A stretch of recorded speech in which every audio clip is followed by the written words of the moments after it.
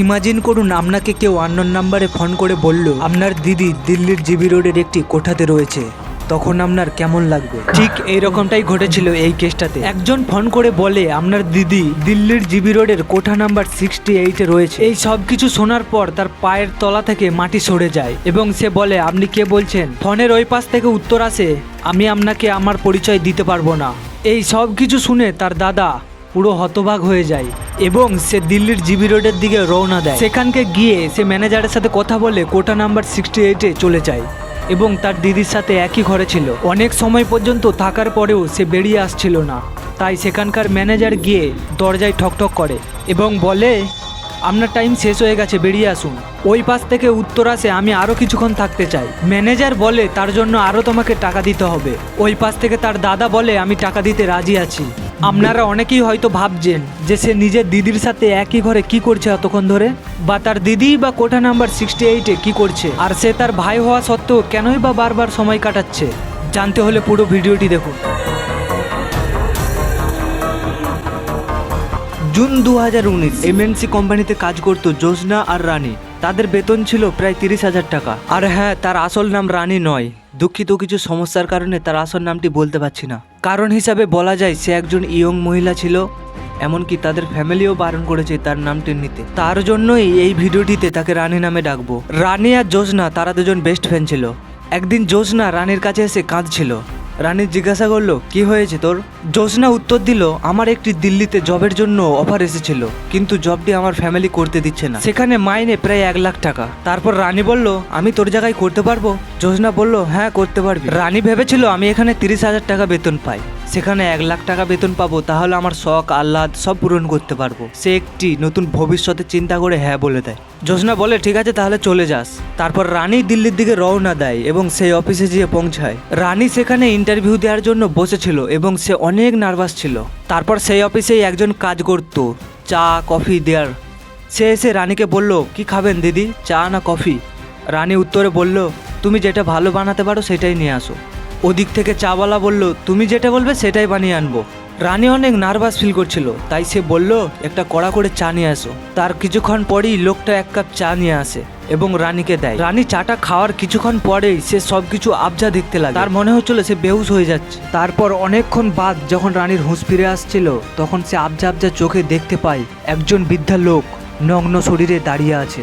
সেই বয়স্ক লোকটা রানীর উপরে ঝাঁপিয়ে যায় এবং রানীর সাথে ইন্টিমেট হয়। আর এভাবেই সবকিছু চলছিল। আর একের পর এক রানীর কাছে লোক আসছিল আর তার উপরে ঝাঁপিয়ে যাচ্ছিল।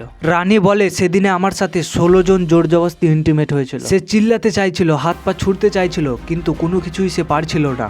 তখন রানী বুঝতে পারে যে চায়ের সাথে আমাকে কিছু খাই দিয়েছিল। অনেকক্ষণ এভাবে চলার পর যখন সেই ওষুধটার প্রভাব ধীরে ধীরে কমছিল, তখন রানীর মনে হয়েছিল এবার সে চিল্লাতে পারবে, হাত পা নাড়তে পারবে। তাই সে চিল্লায় সাহায্যের জন্য। তার চিৎকার শুনে সেখানে কয়েকজন লোক এসে আবার তাকে মারধর করে এবং সে ঘরে বন্দি করে দেয়। তারপর তাকে সেই ওষুধটা বা ইনজেকশন আবার দিয়ে দেয় আর রানী আবার বেহুশ হয়ে যায়। আর অন্যদিকে রানীর ফ্যামিলি এলাকার থানাতে রানীর নিখোঁজ হয়ে যাওয়ার রিপোর্ট লেখায়, কিন্তু তাতেও খুব একটা লাভ হয় না। তাদের পরিবার রানীকে খুঁজে পাওয়ার আশা ছেড়েই দিয়েছিল।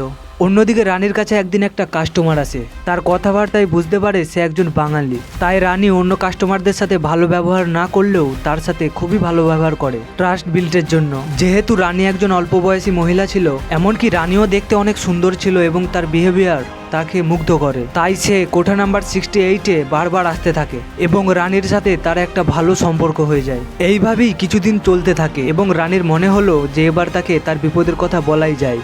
তারপর রানী তাকে সব কিছু খুলে বলল যে আমি কিভাবে এলাম, কেন এলাম। এই সব কিছু শোনার পরে লোকটি তাকে সাহায্য করতে মানা করে দিল। তখন রানী বলল আপনি যা চাইবেন আমি তাই দেবো, প্লিজ আমাকে সাহায্য করুন। রানীকে লোকটা বলল আমি আপনাকে কোনো মতেই সাহায্য করতে পারবো না, কারণ এখানের লোকগুলো যদি জানতে পারে তারা আমাকে মেরে ফেলবে, তারা অনেক ভয়ঙ্কর। রানী তার কাছে জানের ভিক্ষা চায়, এমনকি তার পায়েও পড়ে। শেষমেশ লোকটি রাজি হয়ে যায়। তারপরে রানী তাকে একটা নাম্বার দিয়ে বলল এটি আমার দাদার নাম্বার, এই নাম্বারে ফোন করে আমার অবস্থান তাকে বলুন। সেই লোকটি সেখান থেকে বেরিয়ে তার দাদাকে ফোন করে বলল আপনি রানীর দাদা না? তার দাদা উত্তরে বলল হ্যাঁ। তারপরে এই লোকটি বলতে লাগলো আপনার দিদি জিবি রোডের একটি কোঠাতে রয়েছে, কোঠা নাম্বার 68-এ। এই কথাটি শোনার পরে রানীর দাদার পায়ের তলা থেকে মাটি সরে যায় এবং সে কিউরিয়াস হয়ে বলে কে বলছেন আপনি? অচেনা লোকটি বলল আমি আপনাকে আমার পরিচয় দিতে পারবো না। তারপর রানীর দাদা রওনা দেয় দিল্লির জিবি রোডের কোঠা নাম্বার 68-এর দিকে। যখন সে জিবি রোডের কোঠাতে গিয়ে পৌঁছায় সে ভাবলো যদি ডাইরেক্ট আমি সব কিছু বলি তাহলে এখানে বিপদ হতে পারে, এবং সেখানকার ম্যানেজারকে বলে আমাকে একটি ভালো মেয়ে দিন। আর সেখানকার ম্যানেজারও একের পর এক তাকে মেয়ে দেখিয়েই যাচ্ছিল, কিন্তু সে রিজেক্ট করে দিচ্ছিল সবাইকে। ফাইনালি সে বলে আমাকে একটি ফ্রেশ মহিলা দিন। ম্যানেজার বলল এটার জন্য আপনাকে অপেক্ষা করতে হবে, এমনকি টাকাও বেশি দিতে হবে। তার দাদা ক্লিয়ার হয়ে যায় এটাই তার দিদি। সে বলল যত টাকা লাগবে লাগুক আমি দেব, তবু আমি তার সাথেই যাব। অনেকক্ষণ অপেক্ষা করার পর সেই রুমটা থেকে একটি কাস্টমার বেরিয়ে আসে এবং তার পেছনে পেছনে তার দিদি। যখন তারা দুজনের দিকে তাকায় তারা অনেক অকওয়ার্ড ফিল করছিল। তারপরেও সে তার দিদির সাথে ওই রুমে চলে যায় এবং দুজনে অনেক কাঁদতে থাকে। কাঁদনার আওয়াজ যাতে না বাইরে পৌঁছায় তার জন্য তারা দুজনের মুখ চেপে ধরেছিল। তখন তাদের সিচুয়েশনটা কিরকম ছিল একবার চিন্তা করে দেখুন। রানী তার দাদাকে সবকিছু খুলে বলে যে আমি কিভাবে এখানকে এলাম। তখন তারা সবকিছু ভুলে বলে আমি তোকে কিভাবে বাঁচাবো বল। তখন রানী একটি ম্যাডামের কথা বলে, এই মহিলা কোটায় সব মহিলাদের খোঁজ খবর নিতে আসে। যদি কোনো মহিলা কোনো সমস্যা হয় বা কোনো মহিলাকে জোর জবরদস্তি সেখানে রাখা হয়, ওই ম্যাডাম সমস্ত রকমের আইনি ব্যবস্থা নেয় এই মেয়েদের সাহায্য করার জন্য। রানীর ভাই এই হতাশার মধ্যেও যেন একটু আলোর আভাস খুঁজে পেল। রানীর ভাই ওই ম্যাডামের ব্যাপারে আরও জানতে চায়। তখন রানী বলে এই ম্যাডামের নাম স্বাতি মাহিবাল, যিনি দিল্লি কমিশনার অফ ওয়েমেনদের অধ্যক্ষ। তারপর রানীর ভাই সেখান থেকে বেরিয়ে এসে সোজা তার কাছে চলে যায় এবং তাকে সব কিছু খুলে বলে। প্রমাণ হিসাবে বলে তার দিদির অবস্থান, কবে এইছে, কতদিন হয়েছে, সব কিছু খুলে বলে। যেহেতু তার দাদা ওখান থেকেই আসছে তাই ম্যাডামটি বিশ্বাস করে নেয় এবং সেখানকার পুলিশকে বিষয়টি খুলে বলে এবং আরও বলে বিষয়টি সিক্রেট রাখতে হবে, নাহলে কোনোভাবে জানতে পারলে রানীর অনেক বড় ক্ষতি হতে পারে। তারপরে পুলিশ একটি ডেট ফিক্স করে রেড করার জন্য এবং রানীর দাদাকে বলে আপনি ওই কোঠার ভিতরেই থাকবে যতক্ষণ না আমরা গিয়ে পৌঁছাবো। তারপরে ফাইনালি পুলিশ সেখানে গিয়ে রেড করে এবং রানীকে উদ্ধার করে। রানী সেখানে প্রায় 2 মাসের মতো ছিল। তারপরে ম্যানেজারকে পুলিশ গ্রেপ্তার করে এবং রানীকে যারা এখানে জোর জবরদস্তি রাখিয়েছিল তাদেরকেও পুলিশ গ্রেপ্তার করে।